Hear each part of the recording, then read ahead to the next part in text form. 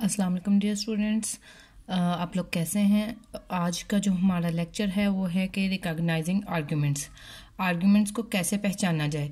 तो इसके लिए मैं आपको बता दूं कि हमने पहले पढ़ा था कि जो स्टडी ऑफ लॉजिक है it totally revolves around the arguments, और उसका मकसद ही मेन फोकस ही लॉजिक का ये है कि हम अपने आर्ग्यूमेंट्स को बना सकें। तो आर्ग्यूमेंट्स को पहचानना कैसे है, आज इस चैप्टर में हम इसको, इस लेक्चर में हम इसको ये देखेंगे कि हमें आर्ग्यूमेंट्स को कैसे पहचान सकते हैं। तो द मोस्ट इम्पॉर्टेंट जो thing to remember is that not all the passages contain arguments. अगर आप किसी पैराग्राफ को, किसी पैसेज को स्टडी कर रहे हैं तो ज़रूरी नहीं कि वो आर्ग्यूमेंट हो। Because logic deal with arguments, it is important to be able to distinguish passages that contain argument from those that do not. Study of logic में जो सबसे अहम चीज़ है वो ये है कि आप अगर एक पैराग्राफ या पैसेज को पढ़ रहे हैं तो आपको ये पता होना चाहिए कि weather it is an argument और नॉट। बिकॉज जो आर्ग्यूमेंट है वही लॉजिक का मेन कंसर्न है।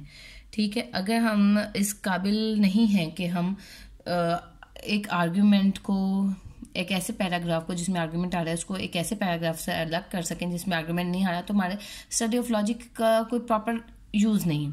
तो इसके लिए जो इसका यूज़ है वो ये कि हमने अपने आर्गुमेंट्स को बनाना है तो हमें एक ऐसा पीस ऑफ राइटिंग, जो पैसेज है या पैराग्राफ है, उसको इस तरह से स्टडी करना चाहिए कि हम उसको में इसमें मौजूद आर्गुमेंट्स को पहचान सकें।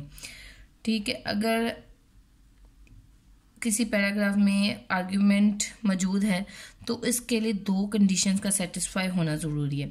नंबर 1 पे ये कि at least one of the statement must claim to present evidence और रीज़न, यानी कि कम से कम एक या इससे ज़्यादा स्टेटमेंट्स ऐसी होनी चाहिए जो कि किसी बात को, किसी वजह को बयान कर रही हैं, यानी कि ये हैं प्रेमिसेस। तो प्रेमिसेस एक या एक से ज़्यादा होनी चाहिए। ठीक है, और सेकंड कंडीशन क्या है, there must be a claim, एक क्लेम होना चाहिए that the alleged evidence supports, जिसको एविडेंस सपोर्ट करती है, मतलब कि कंक्लूजन होना चाहिए, एक ऐसी स्टेटमेंट, एक ऐसा क्लेम होना चाहिए जिसको हमारी प्रेमिसेस सपोर्ट कर रही हैं। और imply something that is a claim that something follows from the alleged evidence और रीजन। इसका मतलब है कि एक ऐसी क्लेम होना चाहिए जिसको हमारी दूसरी स्टेटमेंट्स सपोर्ट फ्राहम कर रही हैं। The statement that claims to present the evidence और रीजन आर द प्रेमिसेस, जैसे मैंने आपको पहले बताया।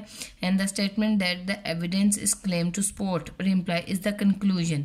हमारी यही दो कैटेगरीज हैं जिनमें हम आर्गुमेंट को डिवाइड कर सकते हैं, उसके दो हिस्से बना सकते हैं। क्लासिफिकेशन ऑफ आर्ग्यूमेंट है, ठीक है, वो गुड एंड बैड भी है, लेकिन ये दो चीज़ें हैं जो मिल के आर्ग्यूमेंट को बनाती हैं। इन दो चीज़ों से मिलके प्रेमिसेस और कंक्लूजन से मिलकर आर्ग्यूमेंट बनता है, और यही इसके आर्ग्यूमेंट होने के लिए रिक्वायर्ड कंडीशंस हैं। ठीक है, it is not necessary that the premises present actual evidence और true reason, not that the premises actually support the conclusion. इसका ये मतलब है कि ये ज़रूरी नहीं कि जो प्रेमिसेस हैं वो एक ट्रू एविडेंस ही प्रोवाइड करें, और ये भी ज़रूरी नहीं है कि कंक्लूजन हमेशा ही उनके प्रेमिसेस के मुताबिक हो। बट इसका मतलब ये है कि at least they are suppose to, मतलब ये कि it is at least the premises must claim to provide evidence और reason, and the conclusion there must be a claim that the evidence or reason supports to imply something।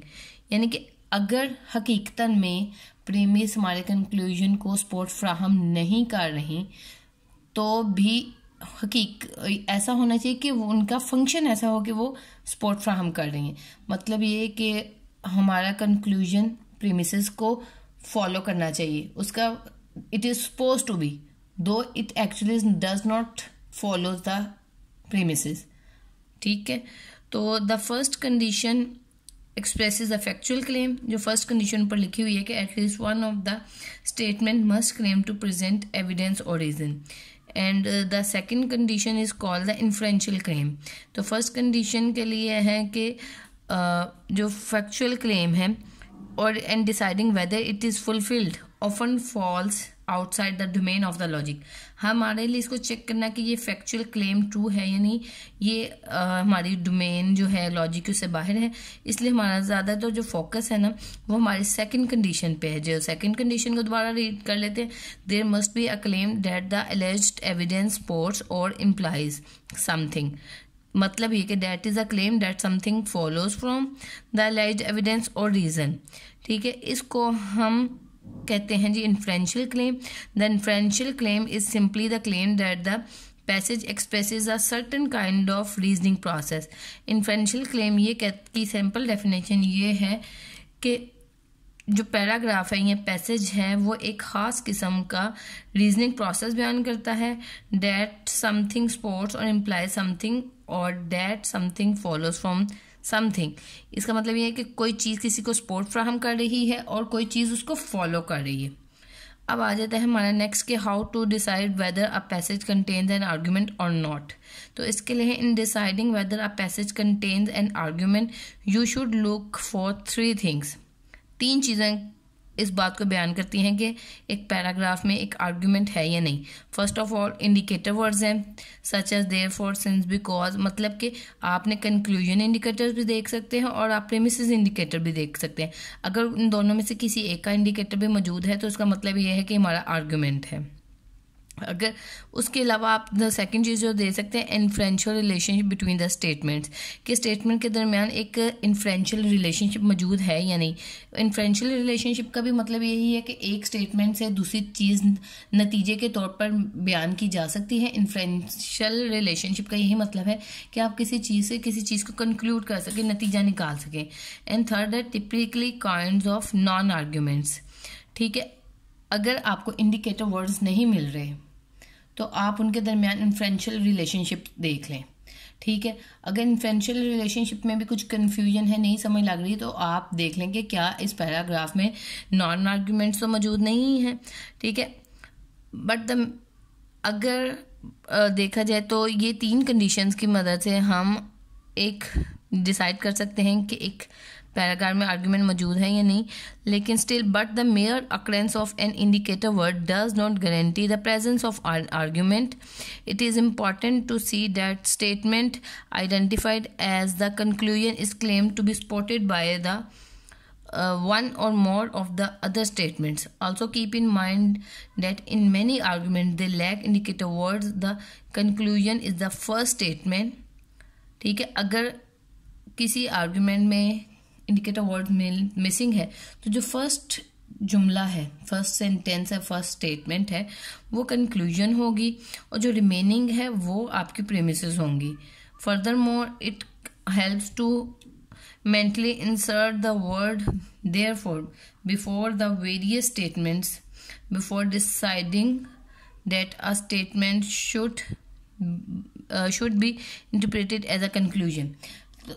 आप इससे ये भी सोच सकते हैं, मतलब कि आपको मेंटली इस काबिल करती है कि आप उस जुमले के शुरू में देयरफॉर लगा सकें जहाँ पे कंक्लूजन है। यानी कि देयरफॉर मेंटली आप इंसर्ट करके देखें, अगर जिस जुमले के आगे सेट हो जाता है तो वो कंक्लूजन है। ठीक है बेटा, इसके बाद हम नेक्स्ट लेक्चर में मैं आपको टिपिकल नॉन आर्ग्यूमेंट्स बता दूंगी।